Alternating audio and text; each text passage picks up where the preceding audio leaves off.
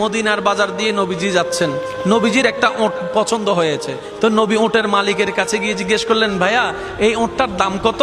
ওই দামাদামি হলো, নবী সে দামে কিনতে রাজি হলেন, কিন্তু নবীর কাছে তখন অর্থ ছিল না। তখন নবীজি ওনাকে বললেন, আপনি আমাকে ওটটা দেন, আমি এখনই গিয়ে আপনার সেই প্রাপ্যটা পাঠিয়ে দিচ্ছি। ওটের মালিক ওনাকে ওটটা দিয়ে দিলেন। আশেপাশে যারা ওটের মালিক ছিল সবাই জিজ্ঞেস করতেছে, এই পাগলা, তুমি কি যাকে ওট দিয়েছো তাকে চিনো? বলে যে না। নাম জানো? বলে যে না। পরিচয় জানো? বলে যে না। ঠিকানা জানো? না।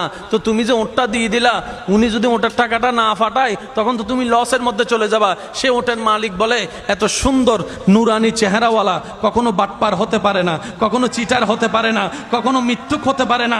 ওনার চেহারা দেখেই তো আমি ওট বিক্রি করার আগে মনটাই বিক্রি করে দিয়েছি, মনটাই বিক্রি করে দিয়েছি, মনটাই বিক্রি করে দিয়েছি। তোমরা যাই বলো, আমার মন বলে উনি আসবেই আসবে, টাকাটা পাঠাবেই পাঠাবে।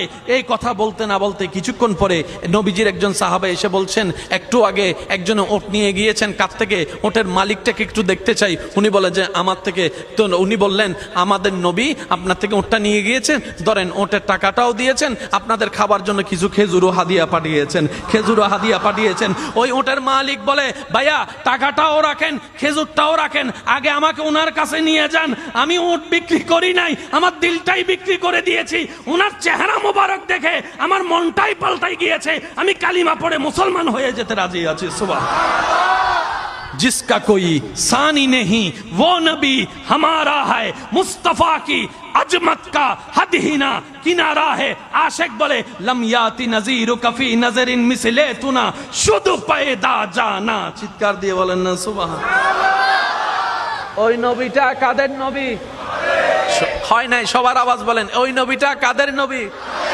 আমাদের কি ভাগ্য সে নবীর উম্মত হতে পেরেছে। আর একটু জোরে।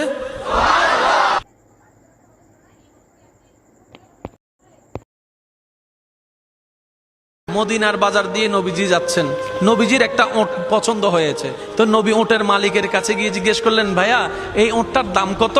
ওই দামাদামি হলো, নবী সে দামে কিনতে রাজি হলেন, কিন্তু নবীর কাছে তখন অর্থ ছিল না। তখন নবীজি ওনাকে বললেন, আপনি আমাকে ওটটা দেন, আমি এখনই গিয়ে আপনার সেই প্রাপ্যটা পাঠিয়ে দিচ্ছি। ওটের মালিক ওনাকে ওটটা দিয়ে দিলেন। আশেপাশে যারা ওটের মালিক ছিল সবাই জিজ্ঞেস করতেছে, এই পাগলা, তুমি কি যাকে ওট দিয়েছো তাকে চিনো? বলে যে না। নাম জানো? বলে যে না। পরিচয় জানো? বলে যে না। ঠিকানা জানো? না। তো তুমি যে ওটটা দিয়ে দিলা, উনি যদি ওটার টাকাটা না ফাটায় তখন তো তুমি লসের মধ্যে চলে যাবা। সে ওটের মালিক বলে, এত সুন্দর নুরানি চেহারাওয়ালা কখনো বাটপার হতে পারে না, কখনো চিটার হতে পারে না, কখনো মিথ্যুক হতে পারে না। ওনার